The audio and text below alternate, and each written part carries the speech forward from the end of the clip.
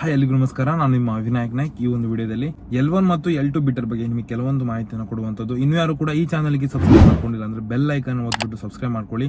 ಅದೇ ರೀತಿ ಯಾರಿಗಾದ್ರೂ ಈ ಪ್ರೊಕ್ಯೂರ್ಮೆಂಟ್ ಪೋರ್ಟಲ್ ರಿಜಿಸ್ಟ್ರೇಷನ್ ಅಂದ್ರೆ KPP ಪೋರ್ಟಲ್ ರಿಜಿಸ್ಟ್ರೇಷನ್ ಮತ್ತು ಡಿಜಿಟಲ್ ಸಿಗ್ನೇಚರ್ಸ್ ಬೇಕಾದಲ್ಲಿ ಇಲ್ಲಿರೋ ನಂಬರ್ ಅನ್ನು ಕಾಂಟ್ಯಾಕ್ಟ್ ಮಾಡಿ ಪಡ್ಕೊಳ್ಳುವಂಥದ್ದು. ಅದೇ ರೀತಿ ಯಾರಿಗಾದ್ರೂ ಟೆಂಡರ್ ಸಬ್ಮಿಷನ್ ಅಥವಾ ಟೆಂಡರ್ ಪೇಮೆಂಟ್ಸ್, ಟೆಂಡರ್ಗೆ ರೇಟ್ ಹಾಕೋದು ಹೇಗೆ, ಅದ್ರ ಬಗ್ಗೆ ಏನಾದರೂ ಎಕ್ಸ್ಟ್ರಾ ವಿಡಿಯೋಸ್ಗಳು ಬೇಕಾದಲ್ಲಿ ಈ ವಿಡಿಯೋ ಕೆಳಗಡೆ ಇರುವಂತಹ ಜಾಯಿನ್ ಅನ್ನ ಕ್ಲಿಕ್ ಮಾಡಿಬಿಟ್ಟು ಗೋಲ್ಡ್ ಮೆಂಬರ್ಶಿಪ್ ಅನ್ನು ಪಡೆದುಕೊಂಡು ಎಕ್ಸ್ಟ್ರಾ ವಿಡಿಯೋಸ್ ಅನ್ನು ನೀವು ಆಕ್ಸೆಸ್ ಮಾಡಬಹುದು. ಸೊ ಇವತ್ತಿನ ಮಾಹಿತಿಯನ್ನ ಸ್ಟಾರ್ಟ್ ಮಾಡೋಣ. ಇವಾಗ ತುಂಬಾ ಜನ ಕೇಳ್ತಾ ಇದ್ರಿ, ಸರ್ L1 L2 ನಾವು ನೋಡೋದು ಹೇಗೆ?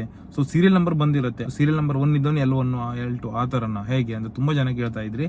ಅದಕ್ಕೆ ನಾನು ನಿಮ್ಗೆ ಹೇಳಲಿಕ್ಕೆ ಇಷ್ಟಪಡ್ತೇನೆ ಏನಂತ ಹೇಳಿದ್ರೆ, ಸೊ ಅದು ಸೀರಿಯಲ್ ನಂಬರ್ ಅಷ್ಟೇ. ಸೊ ನಿಮ್ ಟೆಂಡರ್ ಸಬ್ಮಿಷನ್ ಯಾರು ಮೊದಲು ಮಾಡಿರ್ತಾರೋ ಅವರು ಫಸ್ಟ್ ಬರುತ್ತೆ, ಆಮೇಲೆ ಸೆಕೆಂಡ್, ಥರ್ಡ್ ಈ ತರ ಬರ್ತಾ ಹೋಗುತ್ತೆ. ಅದು ಟೈಮ್ ವೈಸ್ ಇರುತ್ತೆ. ಕೆಲವೊಂದು ಟೈಮಲ್ಲಿ ಅದು ಅಲ್ಫಾಬೆಟಿಕ್ ಸೀರೀಸ್ ಕೂಡ ಇರುತ್ತೆ. ಸೀರಿಯಲ್ ನಂಬರ್ ಇರುವಂತದ್ದು L1 L2 ಅಲ್ವೇ ಅಲ್ಲ.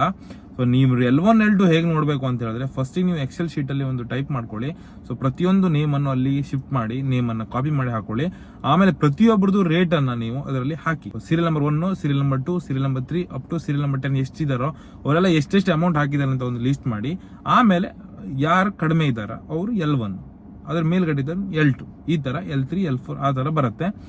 ಮೊದ್ಲೇನಿತ್ತು ಅಂತ ಹೇಳಿದ್ರೆ L1 ಇದ್ದ ಒಂದು ಟೆಕ್ನಿಕಲ್ ಡಾಕ್ಯುಮೆಂಟ್ಸ್ ರಿಜೆಕ್ಟ್ ಆದಾಗ L2 ಅವನಿಗೆ ಕೊಡ್ತಾ ಇದ್ರು. ಬಟ್ ಇವಾಗ ಆ ಆಪ್ಷನ್ ತೆಗೆದಿದ್ದಾರೆ. L1 ಬಿಡ್ಡರ್ ಅನ್ಕ್ವಾಲಿಫೈ ಆದ್ರೆ ಟೆಂಡರಿಗೆ L1 ರಿಜೆಕ್ಟ್, ಅದೇ ರೀತಿ ಟೆಂಡರ್ ಕೂಡ ರಿಜೆಕ್ಟ್ ಆಗುತ್ತೆ. L2 ಅವರಿಗೆ ಕೊಡೋ ಅವಕಾಶನೇ ಇಲ್ಲ ಅಲ್ಲಿ. In case single cover tender ಆಗಿದ್ರೆ L2 ಗೆ ಕೊಡೋ ಅವಶ್ಯಕತೆ ಇರುವುದಿಲ್ಲ.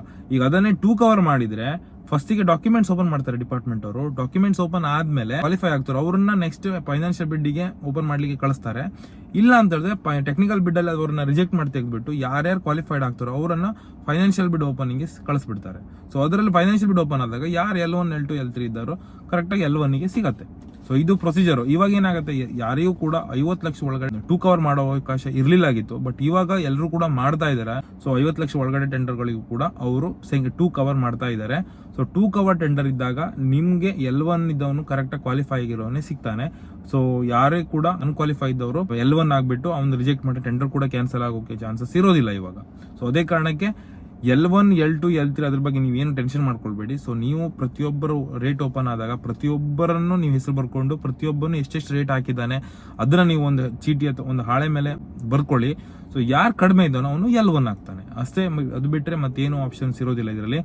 ಸೊ ಅದರಲ್ಲೇ L1 L2 ಅಂತ ಬರೋದಿಲ್ಲ. ಇದು L1 L2 L3 ಯಾವ ರೀತಿ ನೋಡೋದು ಅಂತ ನಿಮಗೆ ತಿಳಿಸ್ಕೊಟ್ಟಿದ್ದೀನಿ. ಸೊ ಇದ್ರ ಬಗ್ಗೆ ಏನಾದ್ರು ಡೌಟ್ ಇದೆ ಕಮೆಂಟ್ ಮಾಡಿ ಅಂತ ಹೇಳ್ತಾ ಇವತ್ತಿನ ವಿಡಿಯೋನ ಮುಗಿಸ್ತಾ ಇದ್ದೀನಿ. Thank you.